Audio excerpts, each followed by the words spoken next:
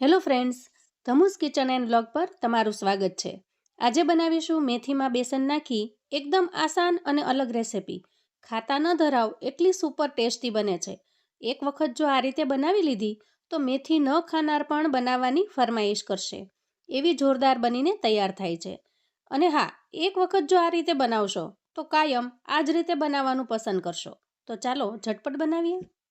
તો રેસિપી બનાવવા માટે સૌથી પહેલાં આપણે લઈશું એકદમ ફ્રેશ એવી મેથી। તો અહીંયા તમે જુઓ એકદમ ફ્રેશ એવી મેથી છે એ મેં લઈ લીધી છે। તો અત્યારે બજારની અંદર ભરપૂર માત્રામાં વેજીટેબલ્સ આવે છે। તો જુદા જુદા શાક જોઈને આપણને મન થઈ જાય કે આજે કયું શાક બનાવવું, અને આપણે ચોઈસ પણ ન કરી શકીએ, એટલા સરસ આવે છે। તો મેથી છે એ સિઝનેબલ છે અને સિઝનની અંદર વધારે આવતી હોય છે। તો આજે મને થયું કે મેથીની એક એવી રેસિપી હું તમારી સાથે શેર કરું જે એકદમ અલગ અને સાવ યુનિક છે। તો સૌથી પહેલા આપણે આના અંદરથી થોડા પાન છે મેથીના એ કાઢી લેવાના છે। ડાખલા ન આવે અને ખાલી પાન આવે એ રીતે આપણે પાનને આમાંથી ચૂંટી લઈએ। અહીંયા રેસિપી બનાવવા માટે આપણે એકદમ ફ્રેશ એવા પાંદડાની જરૂર છે। તો એવા સરસ મજાના પાન છે એને મેં અહીંયા ચૂંટી લીધા છે। તમે જુઓ અહીંયા આપણે ખાલી પાન જ લીધા છે, ક્યાંય પણ ડાખલા લીધા નથી। હવે આ પાનને સારી રીતે ધોઈ લઈએ। તો પાનને ધોયા પછી આપણે એને એકદમ ઝીણા ઝીણા સમારી લઈએ। આ રીતે સમાર્યા પછી જો અહીંયા વાટકામાં ભરીએ તો અહીંયા એક વાટકી જેટલા પાન થાય છે। તો અહીંયા એક વાટકી જેટલા આપણે પાન લઈ લેશું। હવે એને એક મિક્સિંગ બોલની અંદર નાખી દઈએ। અહીંયા સમારેલી મેથીની અંદર આપણે બેસન એડ કરી દઈએ। તો અહીંયા આપણે એક વાટકી જેટલા પાન લીધા હતા, તો એક વાટકી કરતાં થોડો વધારે છે એટલો મેં અહીંયા ચણાનો લોટ લીધો છે। અને હવે મસાલા કરી લઈએ। તો અહીંયા અડધી ચમચી જેટલી હળદર ઉમેરું છું, 1 ચમચી જેટલું ધાણા જીરું પાવડર, સ્વાદ પ્રમાણે મીઠું એડ કરીશું। અને આખા ધાણાને થોડા મેં અહીંયા ક્રશ કરી લીધા છે, આ રીતે આખા ભાંગા। તો 1 ચમચી જેટલા અહીંયા ધાણા ઉમેરીશું। તો આ રીતે ધાણા ઉમેરવાથી રેસિપીનો ટેસ્ટ છે એ ખૂબ જ વધી જાય છે।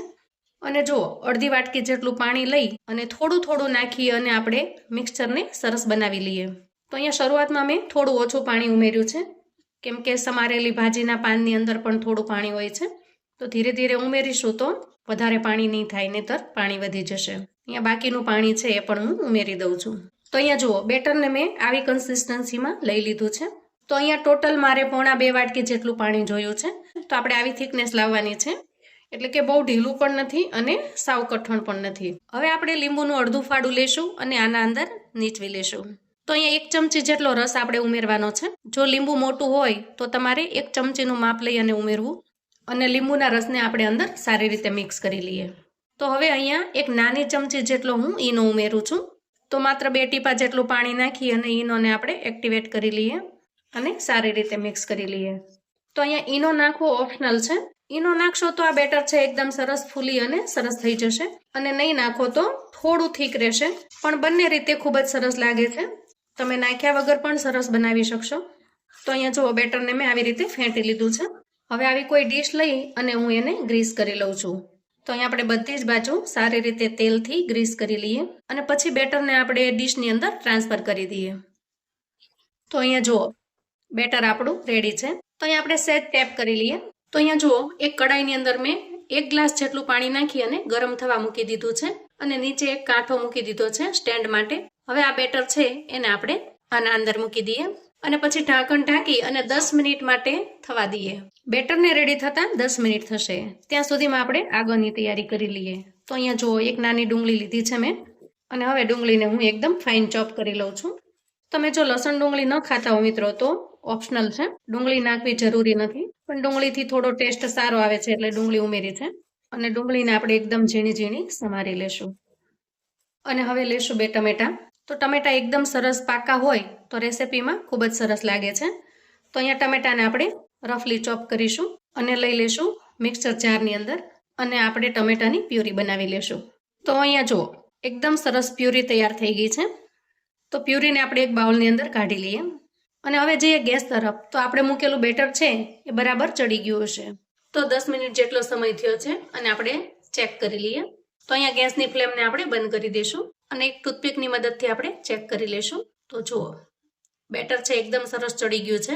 તો ડીશને હવે બહાર કાઢી લઈએ અને ઠંડી થવા દઈએ। તો અહીંયા જુઓ ડીશ છે ઠરી ગઈ છે। તો સૌથી પહેલાં તો આપણે એની સાઈડ છે એને છોડાવી લઈએ અને હવે આપણે પીસ કરી લઈએ। તો અહીંયા તમને જેવો ગમે એવો તમે શેપ આપી શકો છો, ડાયમંડ શેપ અથવા તો આવી રીતે ચોરસ અથવા લંબચોરસ, કોઈ પણ શેપ તમે આપી શકો છો. બધા જ શેપમાં દેખાવામાં ખૂબ જ સરસ લાગે છે. તો આ રીતે ચાકુની મદદથી આપણે પીસ છે એને અલગ કરી લઈએ. તો તમે અહીંયા જોઈ શકો છો એકદમ સરસ બનીને તૈયાર થયો છે અને એકદમ સરસ ફ્લફી પણ લાગે છે. જુઓ, હજી ગરમ છે થોડું, તો અહીંયા તમે જોઈ શકો છો એકદમ ફ્લફી લાગે છે. તો અહીંયા જુઓ બધા જ પીસને મેં અલગ કરી લીધા છે. તો અહીંયા મિત્રો જેવા દેખાવમાં સરસ લાગે છે એટલા જ ટેસ્ટમાં સરસ છે. તમે આને આમનામ પણ ખાઈ શકો છો નાસ્તામાં. તો તમે જો માનો કે ડાયટિંગ પર છો અથવા તો તમારે ઓઇલ ફ્રી ખાવું છે તો આને થોડા અમથા તેલ મૂકી અને શેકી લેવાના રાઈ જીરું નાખીને. તો નાસ્તામાં પણ એકદમ સરસ લાગે છે. મહારાષ્ટ્રની અંદર જેવી રીતે કોથમરી વડી બને છે એવી જ રીતે આ મેથી વડી બનીને તૈયાર થશે. તો અહીંયા ગેસ ઓન કરી અને કડાઈ મૂકી દીધી છે અને એમાં હું 2 ચમચા જેટલું તેલ લઈ લઉં છું. તેલ થોડું ગરમ થઈ જાય એટલે આપણે અહીંયા અડધી ચમચી જેટલી રાઈ નાખીશું, અડધી ચમચી જેટલું જીરું નાખીશું અને ઝીણી સમારેલી ડુંગળી છે એને એડ કરી દઈએ. ડુંગળી સહેજ બ્રાઉન કલરની થાય એટલે આદુ મરચાં અને 2-3 લસણની કળીની મેં પેસ્ટ બનાવી છે અધકચરી, એને ઉમેરી દઈએ અને આ બધી જ વસ્તુને આપણે સારી રીતે સાંતળી લઈએ. હવે જુઓ ડુંગળી બ્રાઉન કલરની થઈ ગઈ છે. તો આ સ્ટેજે આપણે ટોમેટો પ્યુરી એડ કરીશું અને રૂટીન મસાલા કરી લઈએ. તો અહીંયા 1 ચમચી જેટલું ધાણા જીરું પાવડર એડ કરું છું, અડધી ચમચી હળદર, 1 ચમચી આખી ભરી અને મરચું પાવડર નાખું છું અને 1 ચમચી જેટલું અહીંયા કાશ્મીરી લાલ મરચું નાખીશું. એનાથી કલર ખૂબ જ સરસ આવશે અને સ્વાદ પ્રમાણે મીઠું એડ કરીશું. હવે બધી જ વસ્તુને આપણે સારી રીતે મિક્સ કરી લઈએ. તો અહીંયા આપણે ટમેટાની કચાશ દૂર કરવાની છે ત્યાં સુધી આપણે હલાવી લઈએ. તો અહીંયા તમે જુઓ તેલ એકદમ સેપરેટ થઈ ગયું છે. તો અહીંયા 1 નાની ચમચી જેટલો ગરમ મસાલો પાવડર ઉમેરીશું, 2 ચમચી જેટલું મોળું દહીં ઉમેરું છું. દહીં જો ખાટું હોય તો તમારે 1 જ ચમચી ઉમેરવાનું છે અને સારી રીતે મિક્સ કરી લઈએ. હવે દહીં સારી રીતે ચડી જાય અને ફરી પાછું તેલ સેપરેટ થઈ જાય ત્યાં સુધી થવા દઈએ. તો અહીંયા તમે જુઓ દહીં નાખ્યા પછી પણ તેલ સરસ સેપરેટ થઈ ગયું છે અને ગ્રેવી આપણી સરસ તૈયાર થઈ ગઈ છે. હવે મેથી બેસનના પીસ કરતા જે ભૂકો વધ્યો છે એ ભૂકાને આપણે એડ કરી દઈએ. તો આનાથી શું થશે, ગ્રેવી છે એકદમ ઘાટી બની જશે. તો જ્યારે આપણે આના અંદર પાણી નાખીને રસો બનાવીશું ત્યારે એકદમ સરસ ઘાટો રસો તૈયાર થશે આનાથી. અને બધું જ સારી રીતે તૈયાર થઈ ગયું છે. તો અહીંયા ઉમેરીશું 1 ગ્લાસ જેટલું પાણી. હવે આ પાણીમાં થોડો બોઇલ આવવા દઈએ અને પછી આપણે પીસ ઉમેરી દઈએ. તો અહીંયા ગ્રેવી સરસ ઉકળી ગઈ છે અને હવે આપણે આના અંદર પીસ નાખી દઈશું અને 1 મિનિટ માટે ઢાંકણ ઢાંકી દઈએ જેથી કરીને બધા જ પીસની અંદર જે ગ્રેવી છે એ સારી રીતે ચડી જાય. અને અહીંયા આપણું શાક તૈયાર થઈ ગયું છે. જો એકદમ મસ્ત બનીને તૈયાર થયું છે. અને અહીંયા થોડો રસો મેં અત્યારે વધારે રાખ્યો છે કેમ કે જેમ જેમ આ શાક પડ્યું રહેશે એમ એમ આ વડી છે એ પાણી પીશે અને પછી આપણને રસો નહીં તો ઓછો લાગે, એટલા માટે અહીંયા મેં થોડો અમથો રસો વધારે રાખ્યો છે.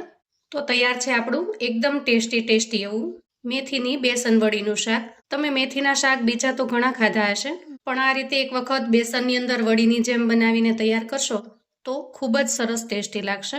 અને જે લોકો મેથી નહીં ખાતા હોય ને એ પણ માંગીને ખાશે, એટલું ટેસ્ટી બનીને તૈયાર થાય છે.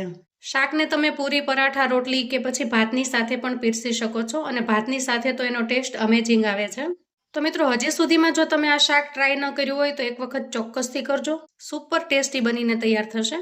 તો મિત્રો તૈયાર થઈ ગયું છે આપણું મેથીમાં બેસન નાખેલું મેથી વડીનું શાક.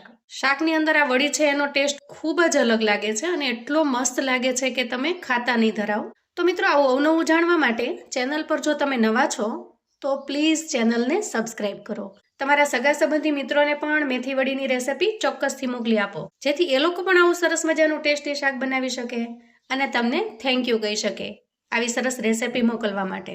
અને મને કોમેન્ટમાં જણાવજો મિત્રો કે તમને આજની આ રેસિપી કેવી લાગી છે. મને આશા છે કે આજનો વિડીયો તમને ખરેખર ઉપયોગી થશે. ફરી મળીએ એક નવી રેસિપી સાથે. ત્યાં સુધી આવજો મિત્રો.